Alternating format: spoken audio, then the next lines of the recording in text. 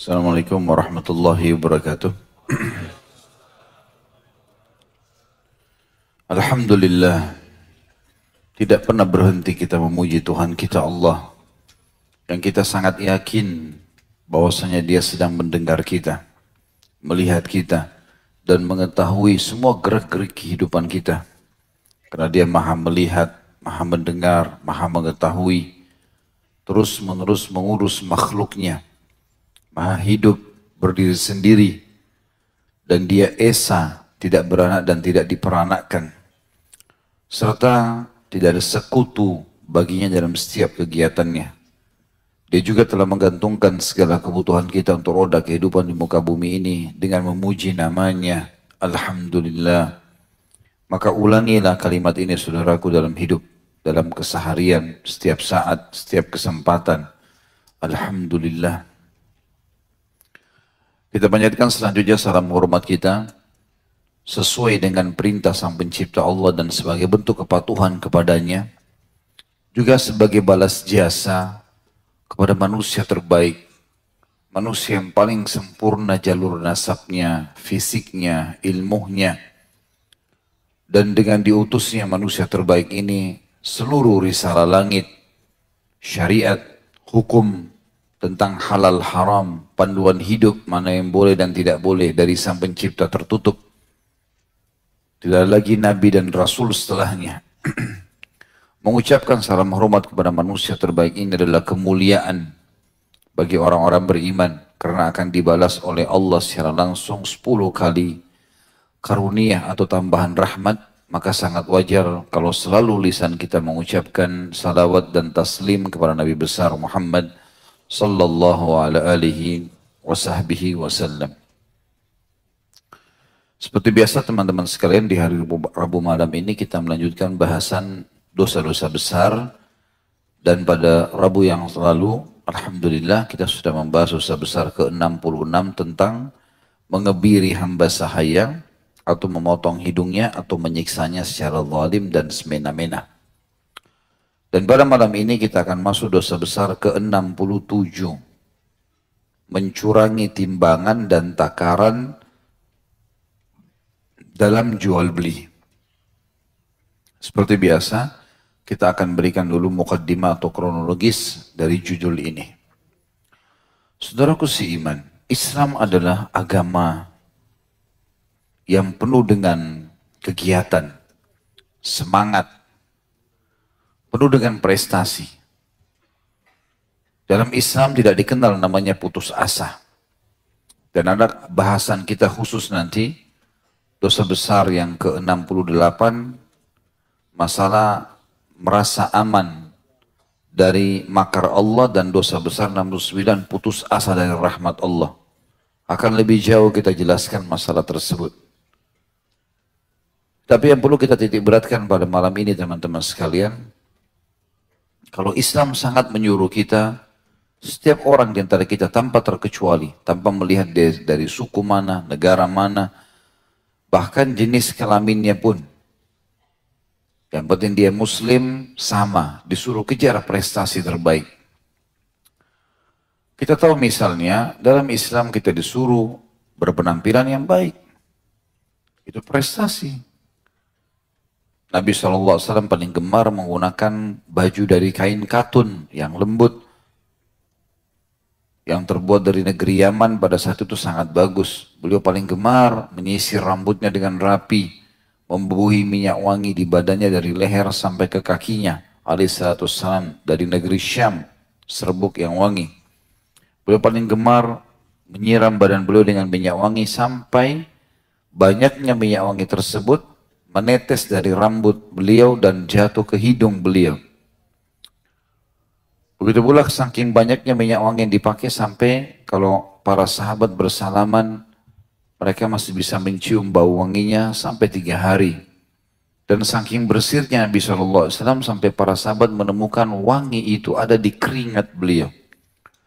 Jadi orang yang sangat luar biasa. Dan itu berarti prestasi dalam masalah perawatan badan misalnya. Dalam Islam juga disuruh kejar prestasi. Boleh menjadi orang kaya raya, silahkan. Kumpulkan harta sebanyak mungkin. tidak ada batasannya. Dan itu pun Allah meminta sesuatu yang ringan sekali. Setelah setahun penyimpanan harta atau investasi, kalau mencapai nilai 85 gram emas, keluarin zakatnya. Dan zakat pensucian harta. Allah nggak butuh dengan itu. Tapi harta kita kalau dalam setahun ada yang haram, dibersihkan dengan zakat tadi. Ada orang susah, berbagilah. Itu pun dianggap investasi dengan Allah. Diganti lagi. Prestasi yang terbaik, silahkan. Kalau kita masuk di ajang pendidikan, boleh teman-teman sekalian. Kejar titel tertinggi. Pendidikan yang tertinggi. Belajar. Apa saja yang baik, pelajari. Tidak ada kata-kata terbatas. Oh, akal saya tidak bisa, saya tidak mampu. Nggak ada itu dalam Islam.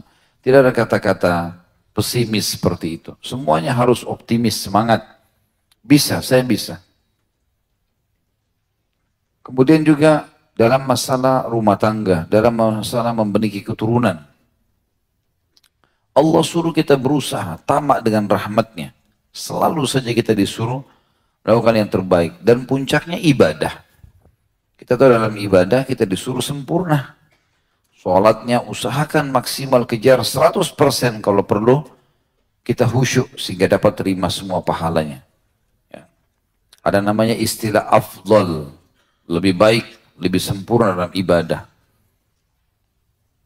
Dalam sholat, dalam puasa, dalam zakat, dalam apa saja ada yang afdalnya. Yang afdalnya. Afdal itu artinya yang terbaiknya. Prestasi. Berarti memang agama kita ini melarang kita teman-teman sekalian untuk putus asa, untuk balas-malasan, ya, untuk mengatakan saya tidak bisa, ya, sengaja membatasi potensinya.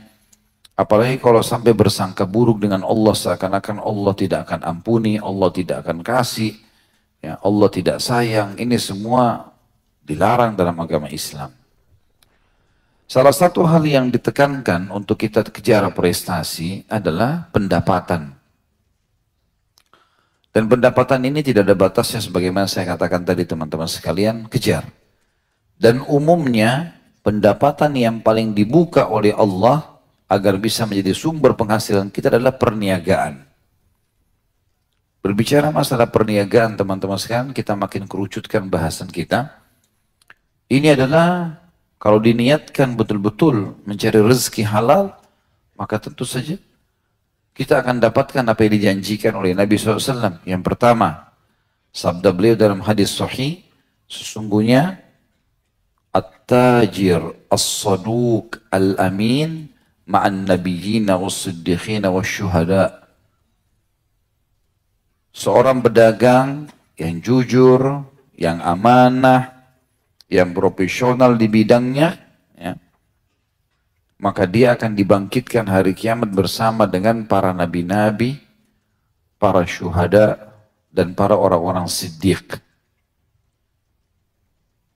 Juga ada hadis Nabi SAW yang berbunyi,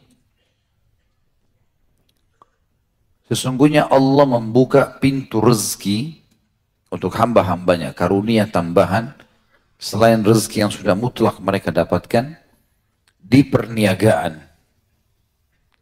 Nabi SAW berniaga.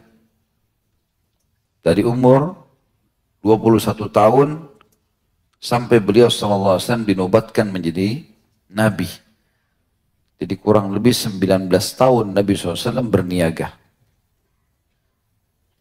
Aisyah berkata radhiyallahu anha, Abu Bakar adalah pedagang yang paling ulungnya Quraisy, dan beliau meninggalkan perniagaan nanti pada saat mulai masuk ke pemerintahan.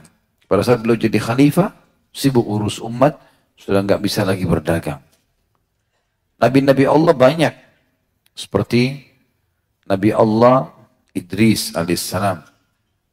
Beliau seorang penjahit yang ulung, menjahit untuk kaumnya dan dapat keuntungan yang banyak. Lalu beliau bersedekah dengan itu. Kita tahu Nabi Daud alaihissalam, nabinya Allah, bekerja keras, ahli membuat alat-alat perang. Zakaria alaihissalam adalah seorang tukang kayu. yang mahir dalam pekerjaannya. Dan hampir seluruh sahabat Nabi itu pedagang-pedagang. Dikatakan dalam sebuah athar yang sahih, Sa'id ibn Musayyib rahimahullah, salah satu ulama tabi'in berkata, "Kana ashabun Nabi sallallahu alaihi wasallam yatjaruna fi bahrir Rum." Kami mendapati para sahabat-sahabat Rasulullah SAW yang masih hidup di zaman tabi'in pada saat itu, mereka sibuk berniaga di lautannya bangsa Romawi. Abu Darda, kalau pernah dengar sahabat yang mulia ini, radhiyallahu anhu, beliau membuka seperti rumah makan ya. Kalau kita sekarang restoran di Madinah, dan beliau masak sendiri. Sampai-sampai seringnya masak, wajah beliau sering kena asap dan menghitam. Umar bin Khattab berkata, usahakan kalian punya keterampilan, karena pasti seseorang di antara kalian akan membutuhkan keterampilannya. Beliau juga pernah berkata dalam sebuah athar yang lain, aku pernah melihat seseorang tampan, bersih, bajunya bagus, penampilannya menarik. Lalu aku tanyakan, apa pekerjaannya orang ini? Maka teman-temannya berkata, dia pengangguran. Gak ada pekerjaannya. Kata Umar, sakata min aini. Maka tiba-tiba orang itu tidak punya nilai di mataku. Di zaman khilafah beliau juga begitu, habis sholat Jumat, banyak orang lagi duduk-duduk nongkrong di masjid. Lalu kemudian Umar tanya, apa yang membuat kalian duduk di sini? Mereka bilang, kami menunggu rezekinya Allah.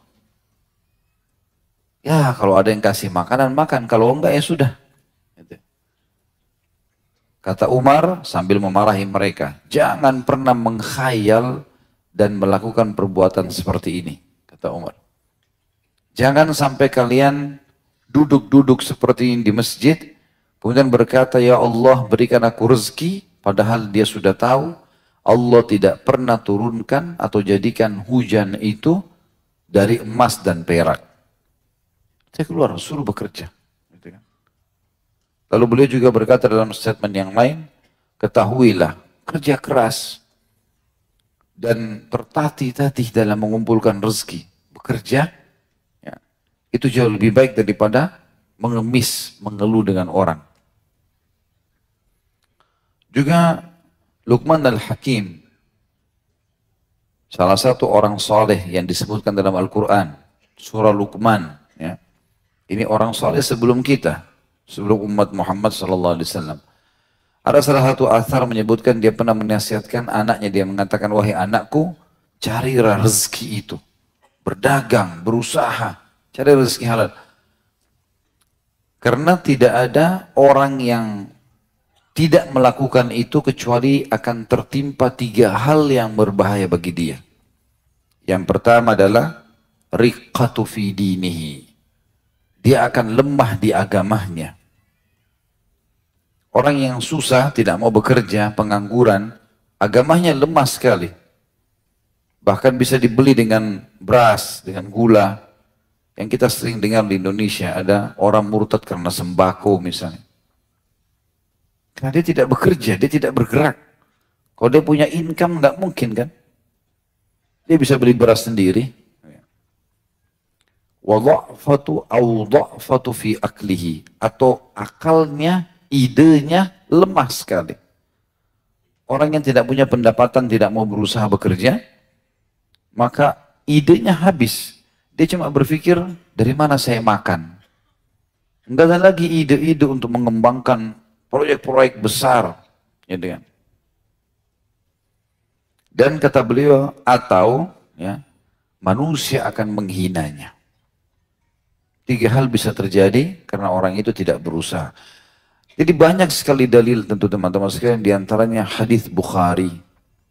Yang Nabi SAW mengatakan seseorang di antara kalian mengambil potongan-potongan tali, dia pergi ke hutan, kemudian dia mengambil ranting-ranting tersebut, lalu dia ikat dan dia pikul di pundaknya, lalu dia jual di pasar. Kata-kata di sini dijual di pasar, gitu kan? Dagang. Kemudian dia hidup dari hasilnya sehingga dia tidak bergantung pada manusia. itu jauh lebih baik. Jadi kita lihat di sini ada motivasi-motivasi. Sahabat-sahabat 10 orang yang dijamin masuk surga, 10-10-nya ini adalah orang yang mampu. Walaupun kalau kita rentet, yang paling kaya adalah Abu Bakar, Talha bin Ubaidillah, Abdurrahman bin Auf, ya.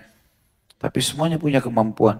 Bahkan Khulafaur Rasyidin, Umar dan Ali pun radhiyallahu anhum ajma'in terkenal dengan kezuhudannya, tapi tetap jadi raja, punya kemampuan membiayai hidup mereka.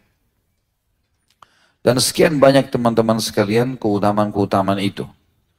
Hanya saja semua profesi yang kita tekuni teman-teman sekalian harus diikuti dengan agama. Betul perniagaan bagus. Bahkan dia memuliakan diri kita. Qais bin Asim pernah berkata salah satu tabi'in kepada anak-anaknya, cari rezeki halal. Karena dia akan memuliakan jiwa. Mengharumkan nama, membuat lepas dari ketergantungan pada orang, dan sekian banyak nasihat yang disampaikan oleh para ulama. Tapi teman-teman juga harus diikuti dengan agama Allah. Bukan berarti dagang lalu kita sembarangan saja. Banyak hal yang terjadi dalam perniagaan, kita bicara lingkup negara kita saja. Misal, tidak memperhatikan tentang sumber modal, utang dari uang riba, atau dia mengambil dari orang, kemudian dia niat menipu orang itu. Begitu sudah ajukan proposal, diinvestasi, hilang. Membawa uang orang lain. Mengambil haknya ahli waris. Ya. Dan segala macam hal yang dia lakukan itu. Maka ini teman-teman menjadi penyebab utama kenapa usaha dia tidak maju. Modal yang salah. Yang kedua, ada 3 hal tentunya. Yang kedua yang harus diperhatikan teman-teman sekalian, dan ini banyak bermasalah di Indonesia, adalah sistem yang dipakai. Dalam perniagaan ada sistem Islam. Gak boleh ada kezaliman, gak boleh ada gush, manipulasi. Tidak boleh ada riba, denda-denda yang berbahaya hanya membuat orang terjerumus ya, dalam riba. Ini semua tidak boleh ngundi nasib, judi. Ada peraturan-peraturannya. Tidak boleh dia langgar ini tentunya. Sistemnya harus sistem Islam. Bagi hasil yang jelas, transparan semuanya, untung rugi ditanggung bersama, akadnya dijalankan sesuai yang disepakati.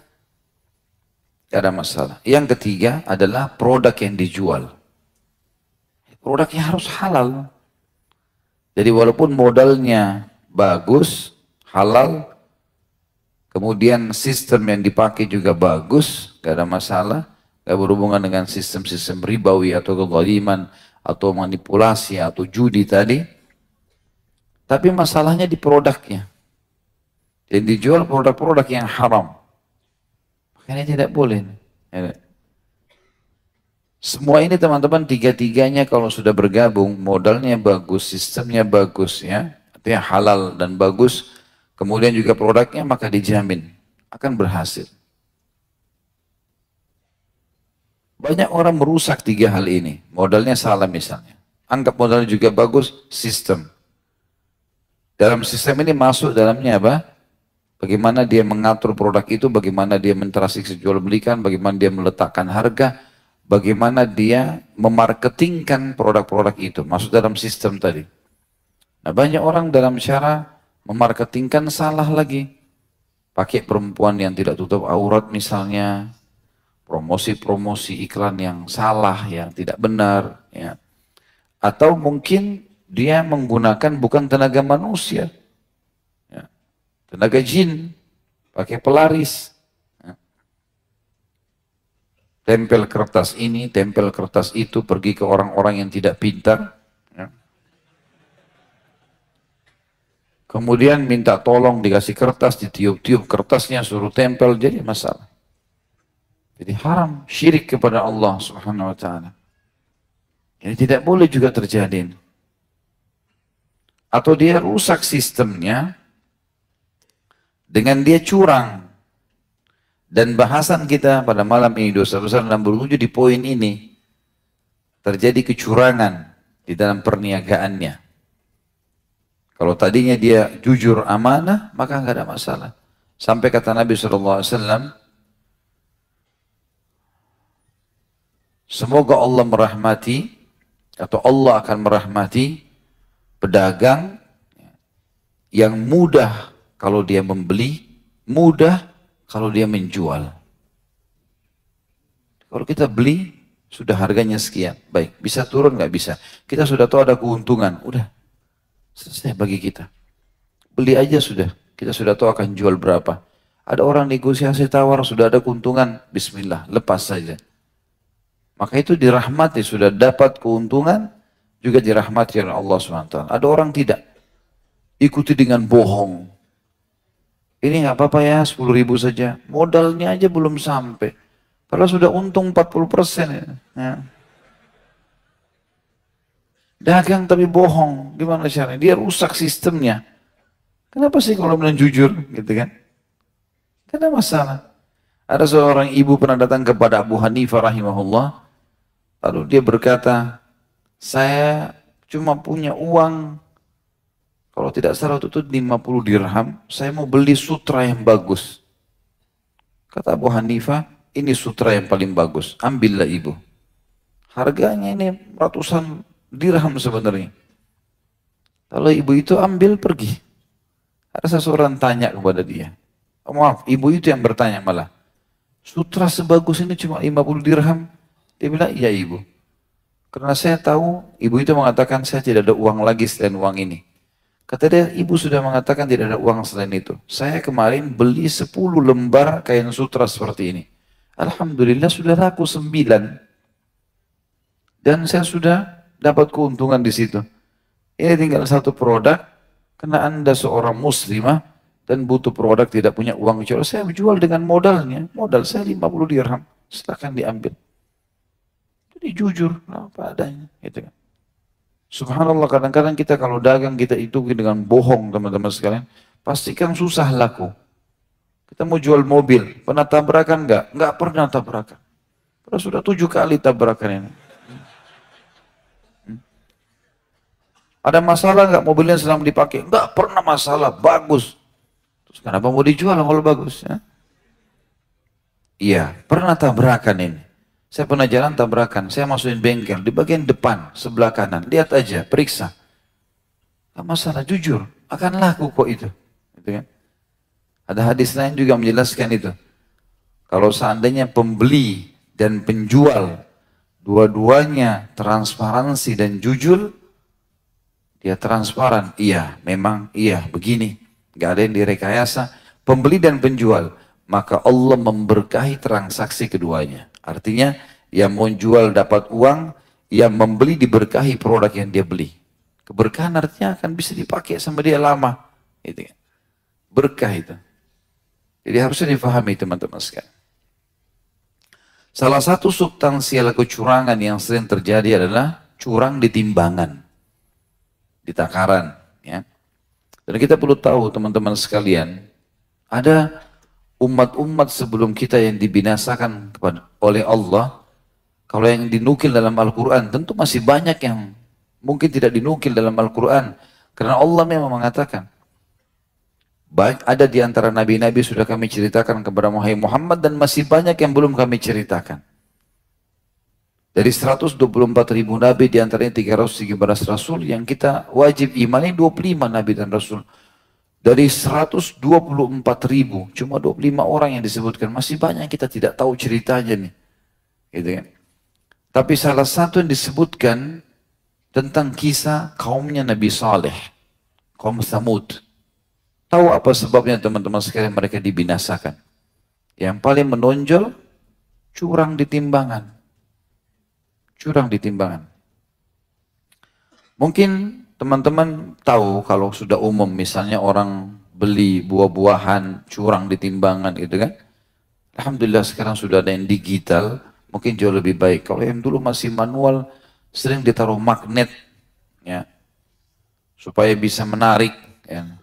Atau ditambah beban, atau diubah jarumnya dan segala macam hal. Hanya untuk mendapatkan sekian tambahan gram. Ya. semua haram dalam Islam, tidak boleh. Curang dalam takaran dosa besar, gitu kan? Dan kaum Tsamud, kaumnya Nabi Saleh, dibinasakan oleh Allah justru hanya karena itu menonjol pada mereka. Jadi orang kalau masuk pasar di kaum Tsamud, mereka sudah tahu dia akan ditipu oleh orang. Karena dia juga menipu orang, gitu kan? Jadi satu masyarakat itu kecuali yang beriman sama Allah sudah saling menipu. Mencurangi takaran ini adalah sudah kebiasaan mereka. Ada kan biasa juga, kalau sekarang lebih berkembang kalau di zaman modern, ditulis netonya 1 kilo atau satu apalah ya. Ternyata sebenarnya isinya tidak seperti itu. Mestinya kalau mau jujur, misal isi murni, sardennya, apalah yang di dalam itu, misal ini kita anggap 1 ons misalnya. Maka itu kan 100 gram. Dia mestinya menulis bahwasanya ini sebenarnya isi bersihnya sekian. Kalingnya lain lagi. Contoh saja. Mestinya dia seperti itu. Ya, walaupun ada produk yang begitu ya. Isi bersih sekian. Berarti mungkin di luar dari kalingnya gitu. Jadi kalau dia beli, kalau dia jual ribuan kaleng, berapa banyak yang dia tipu orang. Mestinya harus begitu ya. Saya pernah mampir di salah satu pasar, pas lewat, saya turun dari kendaraan, ada penjual buah di pinggir jalan. Saya melihat timbangannya aneh ini. Kemudian karena setiap orang beli, ada orang lewat beli 1 kilo, misalnya beli pada saat itu anggurnya, pasti orang itu begitu lihat dikembalikan, nggak jadi. Saya sempat mampir, saya lihat, memang betul. Kelihatannya kalau anggur itu kita timbang maksimal 1/2 kilo. Tapi kalau dia jual sekilo, ya, sekian langsung ditaruh, dikasih. Saya melihat ini kecurangan ini. Gitu. Semoga Allah kasih hidayah. Tapi ini nggak boleh. Cuma subhanallah ada orang yang kebal. Walaupun orang banyak lihat, enggak saya nggak jadi. Tetap aja dia jual dengan begitu. Dan berapa sih keuntungan yang akan didapatkan? Sayang sekali. Kita ini harus hati-hati teman-teman sekalian. Karena hampir semua yang menyebabkan umat sebelum kita dihukum, ada sama kita loh sekarang. Kecurangan dalam timbangan dan takaran. Di umat Muhammad SAW ada ini. Kaum Nabi SAW, kaum Tsamud. Kaumnya Nabi Lut karena homoseksual. Di sekarang kita ada homoseksual. Pembangkangan terhadap risalah Rasul. Banyak orang yang bangkang dengan risalah Rasul. Bahkan luar biasa. Ahli membuat-buat. Ya. Apa saja kita lihat penyebab umat-umat dibinasakan. Penyembahan berhala. Sampai pengikutnya Nabi Nuh ditenggelamkan. Semua ada ini. Ini berarti semua penyebab umat sebelum kita disiksa ada ini. Harus hati-hati. Kemungkinan kata ulama yang membuat kita ini tidak dibinasakan sama Allah. Karena ada satu kaidah sederhana. Kalau kemungkaran masih lebih sedikit daripada kebaikan. Maka Allah tidak binasakan. Allah belum, tapi kalau dibalik kasusnya, kemungkaran sudah lebih banyak, dan ini juga diam saja, maka baru kebinasaan didatangkan. Ini penyebab-penyebab banyak sekali sebelum kita, teman-teman sekalian. Saya juga pernah dapat berita dari salah satu kerabat saya, tinggal kebetulan di Sulawesi Selatan. Dia bilang, waktu saya cerita tentang masalah ini, dia bilang, kecurangan banyak sekali, termasuk waktu itu kebetulan dia tinggal di daerah yang banyak menjual coklat, ya. Buah coklat, dia bilang kalau ditimbang, itu seringkali mereka datang rame-rame, orang-orang yang mau curang, yang mau beli ini, yang mau jual ini, seakan-akan itu pegawainya. Kalau kita mau beli, ditaruh timbangan, biasanya pegawainya banyak kelilingin timbangan. Rupanya ada di antara mereka yang sudah diatur, memang sengaja menginjak dengan kakinya. Timbangan itu dari daerah yang kira-kira nggak kelihatan oleh pembeli, sehingga kelihatan lebih berat.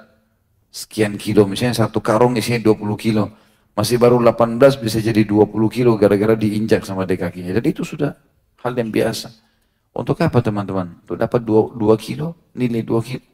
Berat sekali hukumannya ini. Ya, berat hukumannya. Imam Az-Zahabi rahimahullah mengangkat satu dalil saja dalam masalah ini. Tapi memang dalil ini sudah cukup sebenarnya untuk memberi peringatan kepada kita.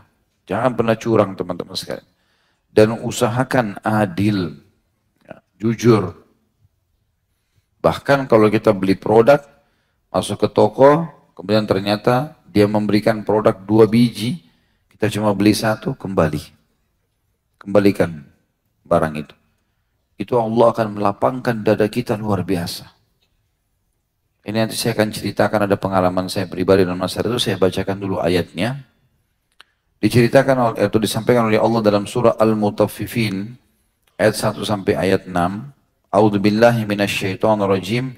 Wailul lil mutaffifin alladzina idza iktalu 'alan nasi yastawfun wa idza kaluhum aw wazanuhum yukhsirun. Ala yadhunnu ulaika annahum mab'utsun liyaumin 'adzim yauma yakumun nasu lirabbil alamin. Kecelakaan besarlah bagi orang-orang yang curang, yaitu orang-orang yang apabila menerima takaran dari orang lain, maka mereka minta dipenuhi. Kalau dia yang transaksi, dia minta dipenuhi. Dan apabila mereka menakar atau menimbang untuk orang lain, maka mereka menguranginya. Tidakkah orang-orang itu yakin bahwa mereka akan dibangkitkan pada suatu hari yang besar, yaitu ketika manusia berdiri menghadap Rabb semesta alam. Dan itu, kata beliau Imam Az-Zahabi, adalah salah satu bentuk pencurian dan pengkhianatan, juga memakan harta dengan cara batil. Jadi curang dengan timbangannya sendiri dosa. Jadi ada 4 dosa besar sekaligus di sini. Kalau orang curang di timbangan, curang dan timbangan sudah dosa besar. Kemudian ada pencurian, dosa besar karena dia sudah akan mencuri. Misalnya 1 kilo orang beli anggur ternyata cuma 800 gram.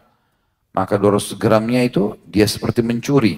Jadi sudah curang, sudah dosa, mencuri dosa, mengkhianat, pengkhianatan terhadap orang yang sedang belanja, dan memakan harta dengan batil. Kalau dia makan nilainya maka akan jadi batil. Yakinlah teman-teman sekalian, ulama menekankan sekali, kalau seseorang meninggalkan sesuatu yang haram, walaupun itu di depan matanya adalah peluang yang sangat terbuka, maka Allah akan berikan kepadanya ketenangan jiwa. Pasti itu, tidak mungkin tidak. Saya bilang misalnya saya punya pengalaman pernah teman-teman sekalian, di Madinah, di kota Rasulullah SAW, waktu saya lagi umrah. Kemudian saya masuk ke satu apotik, waktu itu ada keperluan mau beli, pasti dekat temboknya Masjid Nabawi. Waktu saya masuk, saya sempat bicara sama apotekernya orang Mesir, beli obat kalau tidak salah waktu itu, terus dia bilang, ini ada promo, ada promo, ada promo gitu. Di antaranya ada sikat gigi yang pakai baterai sehingga otomatis gitu kan. Tapi 1 dus besar, mungkin bisa sampai 2 kali buku ini dusnya atau lebih besar gitu. Saya juga bilang sama dia, kenapa sikat gigi sampai seperti ini besar dusnya? Ya.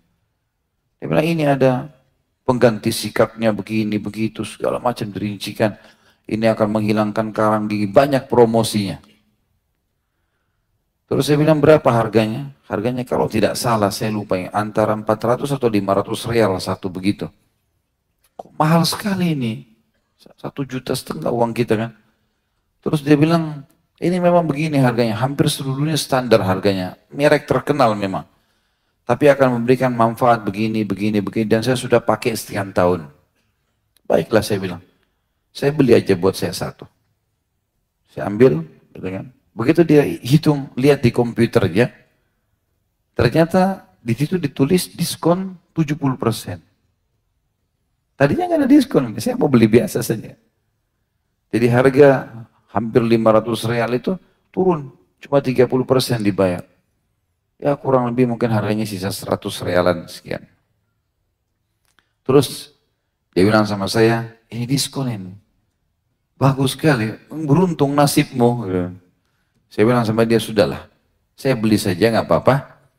Terus kemudian saya bilang, saya ambil sekalian, saya tambah aja. Saya beliin ayah saya beliin istri saya belilah beberapa. Dan waktu itu cuma tinggal 3 biji. Dia bilang, saya kasih kamu 2, yang 1 saya juga mau beli sendiri, kata apotekernya. Karena belum pernah ini diskon sebesar ini. Saya bilang sama dia, oke lah, tidak ada masalah. Saya ambil dua lah. Saya ambil satu buat saya, buat dengan ayah saya. Saya pulang ke kamar hotel. Sebelum saya keluar saya bilang, tolong saya pesan lagi ya. Kalau emang ini lagi ada diskon promo, saya mau belikan istri saya. Baiklah, dia bilang. Saya datang besok, nanti habis duhur. Waktu itu kebetulan habis subuh. Ya. Nanti saya datang habis duhur. Dia bilang, baiklah. Saya pulang kamar hotel. Saya coba, emang bagus sikat giginya gitu kan. Lebih nyaman, lebih enggak perlu juga, gusi juga enggak luka karena dia berputar sendiri. Banyak hal yang utamanya. Setelah itu saya bilang sama istri saya, ini saya akan beli begini-begini. Baiklah. Saya datang lagi duhur. Begitu saya datang duhur teman-teman sekalian, dia bilang sama saya masuk mana sudah ada pesanan. Dia bilang, saya sudah pesan, tapi perlu kamu tahu, ternyata ada kesalahan di komputer. Itu diskon 70% itu salah. Kesalahan di perusahaan. Jadi ini 70% ini sebenarnya tidak diskon. Terus gimana? Ya sudah, perusahaan bilang itu sudah rezeki kamu, karena tadinya memang kesalahan perusahaan. Tidak usah dikembalikan. Tapi kalau mau beli lagi, harus harga normal. Terus saya bilang sama dia, kan sudah sepakat, saya sempat kasih DP kalau nggak salah, waktu saya kasih uang, nanti supaya saya tinggal ambil saja. Dia bilang, walaupun sudah kasih uang muka, dia bilang tetap ini sudah diskon, ini diskonnya salah. Saya bilang, baiklah, sekarang siapa yang tanggung, saya bilang kerugian 70% dari dua yang saya sudah ambil. Dia bilang perusahaan yang tanggung, karena kesalahannya perusahaan sendiri. Saya bilang enggak usah. Saya akan kembalikan yang saya ambil itu, saya ambil satu dengan harga normal. Dia bilang kamu kembalikan, saya bilang saya kembalikan. Karena sekarang saya sudah tahu kalau perusahaan kamu rugi. Kalau saya tidak tahu mungkin lain, tapi saya sudah tahu. Dan saya tidak mau ada masalah di hari kiamat dengan masalah seperti ini. Saya kembali ke hotel, saya ambil sikat gigi, saya kembalikan. Saya cuma ambil satu saja. Itu teman-teman sekalian pengalaman saya pribadi. Begitu waktu awal mau kembalikan itu ada gejolak dalam jiwa. Sudahlah kan kesalahan perusahaan, tidak apa-apa. Biarin aja. Toh juga mereka sudah maafkan. Tapi sisi yang lain jiwa saya mengatakan tidak. Ini harus ada muru'ah, ada kehormatan hubungan sama Allah. Kita tahu dia rugi, kenapa harus kita mengotot? Gak mungkin gitu kan. Lalu saya bilang tidak, saya harus komitmen, saya kembalikan, saya bawa. Itu demi Allah teman-teman sekalian, begitu saya kembalikan, saya keluar dari apotek itu, dada saya lapang sekali. Merasa nyaman, Alhamdulillah saya bisa lakukan itu. Walaupun kasus-kasus sederhana ya, seperti itulah. Banyak orang kadang-kadang subhanallah dia beli makanan lebih satu. Tidak berpikir untuk kembalikan. Siapa suruh dia salah taruh. Ya. Atau apalah bahasanya gitu kan. Tidak boleh. Haram dalam Islam. Bagaimana kita bisa makan yang haram itu. Ya. Jadi masalah menjaga muru'ah hubungan dengan Allah subhanahu wa ta'ala. Maksud dalam hal ini juga teman-teman sekalian. Kalau kita menemukan sesuatu dan itu sifatnya benda, punya nilai, jangan diambil. Sudah pernah saya ingatkan, jangan diambil. Ketemu uang, ketemu dompet, ketemu handphone, tidak usah disentuh, biarin di tempatnya. Nanti orangnya datang ambil sendiri, karena ini namanya luqatah, gitu kan. Luqatah, ini masuk dalam bab penipuan, kadang-kadang orang tidak paham. Dia ngambil HP itu misalnya, walaupun dia niat baik, dia mau taruh ke satu tempat, atau mungkin dia berpikir orang telepon nantinya. Ya kalau telepon, kalau orang tidak telepon misalnya, itu namanya barang hilang. Saya pernah lewat di salah satu jalan di Jakarta Selatan, subhanallah saya buru-buru turun ke salah satu restoran Timur Tengah. Kemudian saya turun untuk beli, ada dosen saya datang waktu itu.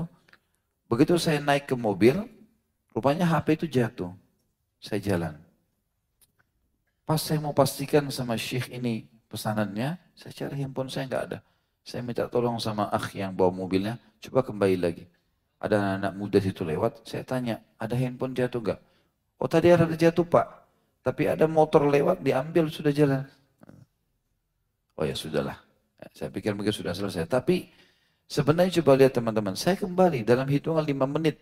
Mungkin kita angkat dompetnya orang, kita pindahin niatnya baik, tapi ternyata orangnya kembali. Belum dia tidak kembali. Makanya dalam Islam namanya hukum luqata, sesuatu benda yang ditemukan itu, kalaupun betul-betul kita merasa ini berbahaya di tengah jalan, kita mau pindahin atau kita mau angkat, maka harus syaratnya diiklankan setahun. Kalau kita sudah iklankan setahun tidak ada yang datang, tidak ada yang ambil, maka baru jadi hak kita. Tapi jangan sengaja tidak diiklanin. Ya, bawa pulang ke rumah taruh di laci, jadi aja setahun, gitu kan? Nggak boleh. Hukumnya haram ini. Gitu kan? Jadi harus difahami poin-poin seperti ini teman-teman sekalian supaya hati-hati dan carilah rezeki yang halal karena Islam membolehkan kita cari dan tidak ada batasnya dan gunakan juga pada tempat yang benar, ya, sumber yang benar, sistem yang benar, produk yang benar supaya memang betul-betul semuanya baik. Baiklah, mungkin sampai sini saya teman-teman sekalian bahasan kita dan insya Allah biidznillah kita akan lanjutkan lagi pada Rabu akan datang materi kita.